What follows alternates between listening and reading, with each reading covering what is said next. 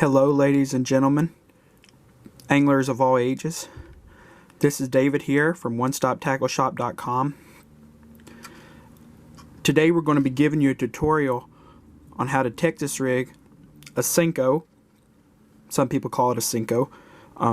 That was made by Gary Yamamoto. The Yama Senko was the original lure. Many people call them a Senko. Sometimes I do as well. But it's a Senko style bait. Some people call it a stick bait. Other people call it a straight tail worm, a straight worm, a stick worm. It has a lot of different names. But the gist of it is that it catches big fish. Okay, the largemouth love it. The smallmouth love it. It catches big fish. It's a great lure. No matter what you call it, it's got a bunch of names, but it catches big fish.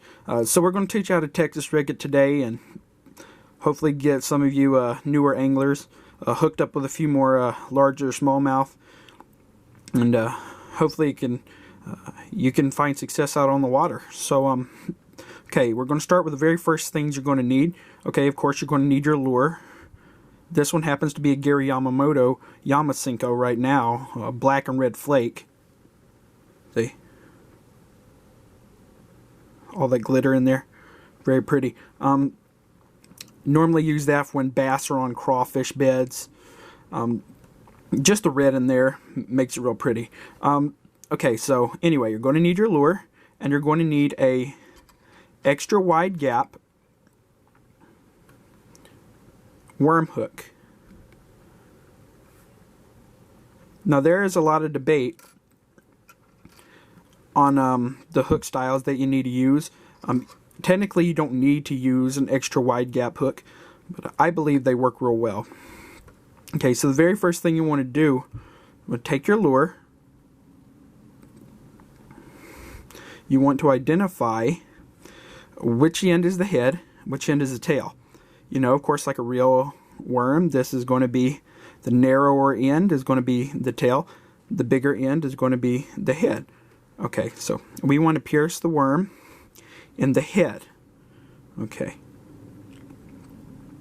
so this is what has to happen. You want to take the point of your hook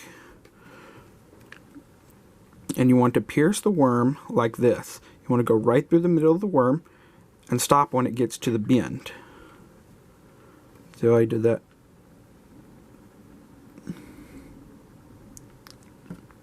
Okay, once we've done that, we want to take the hook. We want to pierce the worm so that the hook presents itself and comes out of the bait like that.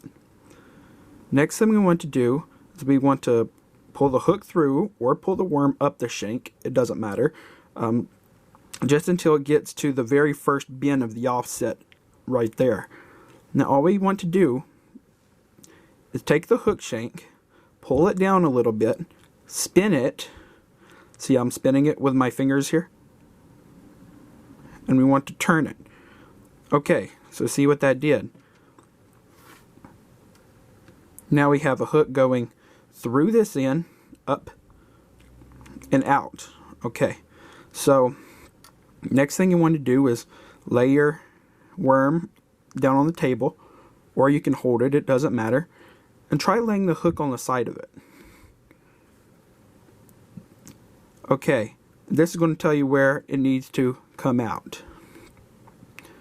So we just want to take the place where it's going to come out. We want to memorize that. We want to take the lure, find out where it's going to come out. We want to take the lure and the hook and pierce it right where we think that this lure should come out. Okay, we want to take it, we want to pierce it, and we want to pull it just a little bit. Okay, there you go. See how the hook point is now exposed? Now we got the hook going in this end, coming out this way, back into the worm, and now the hook point is exposed. Okay, and that's it. Now, what I like to do is whenever I'm fishing in weedy areas, I like to take the lure, I like to take the worm of the plastic and just barely tip the barb right there.